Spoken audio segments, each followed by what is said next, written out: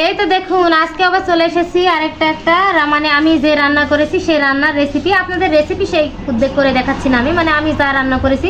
আসলে রোজা রমজানের দিন সেহরিতে ভাত খাওয়া যায় না, সারাদিন রোজা থেকে মন চায় যে কিছু একটা খাই, ভালো কিছু রান্না করে সবজির ভেতরে। তো এখানে সবজিও একটা আছে, আলু আছে, পেঁয়াজ আছে আর একটা মাছ আছে। আর সবজিটা আছে গিমা সবজি, মানে গিমা শাক যাকে বলে গ্রামের এদিকে আমাদের।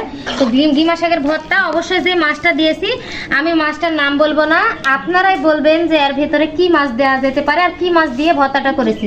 এটা কিন্তু টপ সিক্রেট, আপনারা অবশ্যই কমেন্ট করে জানাবেন যে এখানে কি মাছ দিয়ে ভর্তা করা আছে। আসলে এইভাবে যদি ভর্তা করা যায় অনেক মজা লাগে খেতে, আর সেহরিতেও ভাত খাওয়া যায় অনেক, আর গোটা দিন রোজা রেখে সন্ধ্যাবেলাতেও খাওয়া যায় ভাত। ওই জন্য রান্না করে করলাম। কাছ থেকে আরেকটু দেখাও, দেখুন কি লোভনীয় হয়েছে।